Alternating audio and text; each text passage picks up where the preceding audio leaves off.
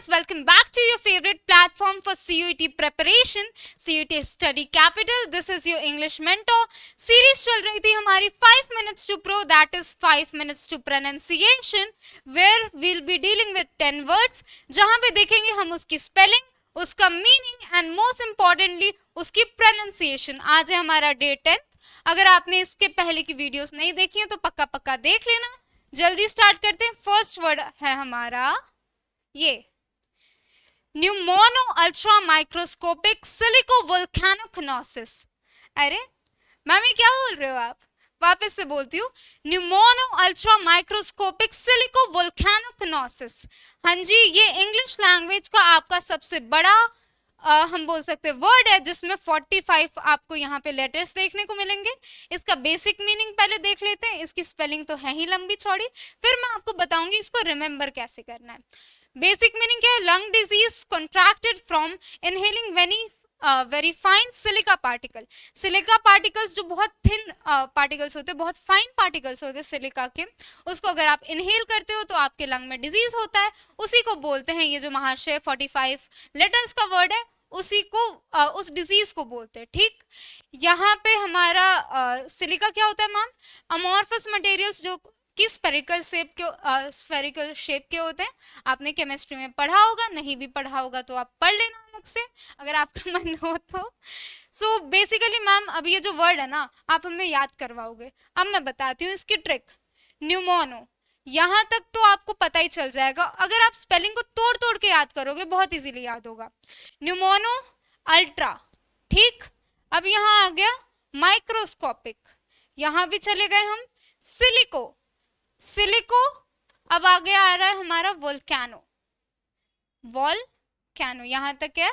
कनोसिस, CONIOSIS. Basically ma'am एक बार फिर से बता दो. न्यूमोनो अल्ट्रा माइक्रोस्कोपिक सिलिको वोल्केनोकनोसिस, जो कि है एक लंग डिजीज. अगर आप फाइन पार्टिकल्स ऑफ सिलिका को इनहेल कर लेते हो तो आपको ये डिजीज हो सकता है. ठीक, 45 लेटर्स का इंग्लिश लैंग्वेज का ये लॉन्गेस्ट वर्ड है. This is a fact. English language का ये सबसे बड़ा वर्ड है जिसमें 45 लेटर्स है. Next word we have got is pyromania. Ma'am ये भी बड़ा फैंसी वर्ड है. आप आज बहुत तिगड़म वाले वर्ड्स लेके आ रहे हो. पायरोमैनिया क्या है? An obsession to steal things. ये सेट नहीं होगा, ये स्टील होगा. ठीक, sorry, set things on fire, ये सही है भाई. फिर पायरोमैनिया क्या है? An obsession to set things on fire. आपने देखा होगा कभी कभी अगर आप जो गैस को जलाने वाला होता है, स्टोव, अगर वो हाथ में आके आप अगर लेके घूमते हो, आपको मन करता है या मैं पेपर जला दूं, या मैं टेबल क्लॉथ जला दूं, या मैं कुछ जला दूं. तो बेसिकली वही है पायरोमैनिया. आपको ना एक ऑब्सेशन होता है चीज़ों में आग लगाने का, चाहे वो आप कि कोई थिंग्स हो या किसी और की जिंदगी हो. ठीक, next word we have got is claustrophobia. I am sure ये बहुत लोगों ने सुना होगा, बहुत लोगों का पर्सनल एक्सपीरियंस उन्होंने एक्सपीरियंस भी करा होगा. होता क्या है? Extreme fear of confined places, enclose spaces से जिसको डर लगता है. लाइक बहुत लोग ऐसे होते हैं जो लिफ्ट में या फिर इनक्लोज स्पेस जो होता है उसमें वो लोग जाने में या वहां पे स्टे करने में वो बहुत ज्यादा अनकंफर्टेबल फील करते हैं, बहुत सफोकेटेड फील करते हैं. तो उस फोबिया का नाम है क्लॉस्ट्रोफोबिया. ठीक, next word we have got is fraternise. Ma'am fraternise क्या होता है? एसोसिएशन और friendship with whom you are not suppose to. ये काम तो मैम बहुत अच्छा कर लेते हैं हम. हमें जो करना होता है हम वो नहीं करते हैं, लेकिन हमें जो नहीं करना होता है वो हम सबसे पहले जाके करेंगे. एसोसिएशन या फ्रेंडशिप जिसके साथ आपको नहीं करनी चाहिए लेकिन फिर भी आपने कर ली है, ऑब्वियसली बात है आपका डिसएडवांटेज होगा. That's called fraternise. अब अगला मीनिंग क्या है?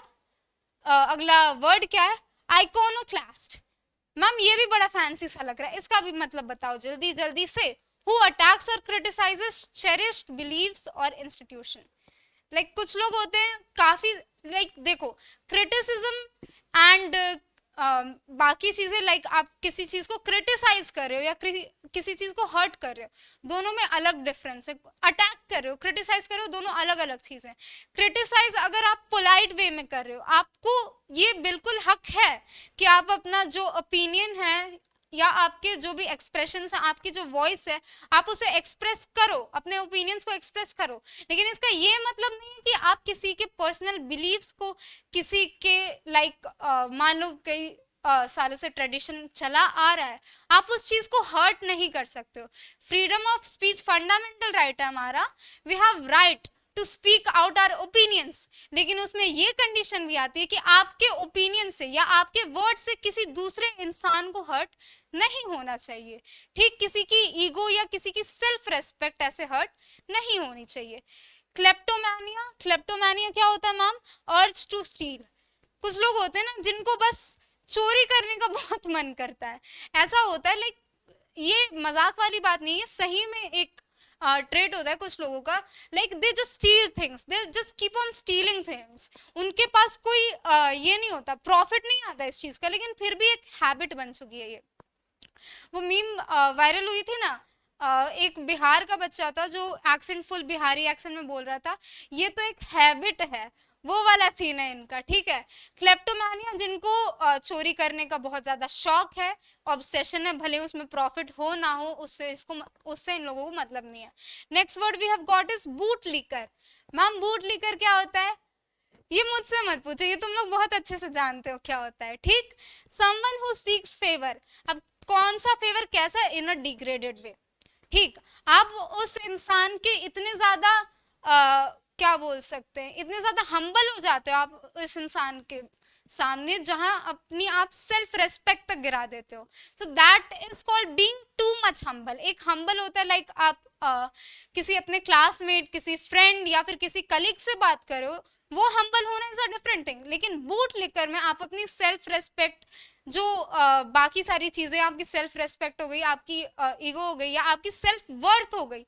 Self worth is the basic thing. ठीक, self worth is the most appropriate word for it.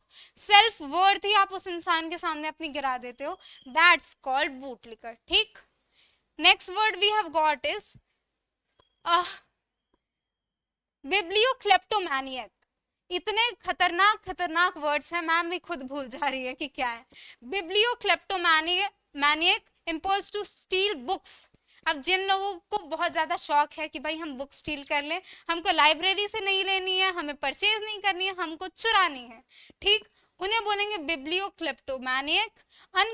और ये होती है अनकंट्रोलेबल। जो ऑन इम्पल्स आप चीजें करते हो ना, उसको आप खुद भी कंट्रोल नहीं कर सकते, आपको खुद नहीं पता चलेगा कब आपकी वो हैबिट बन चुकी है।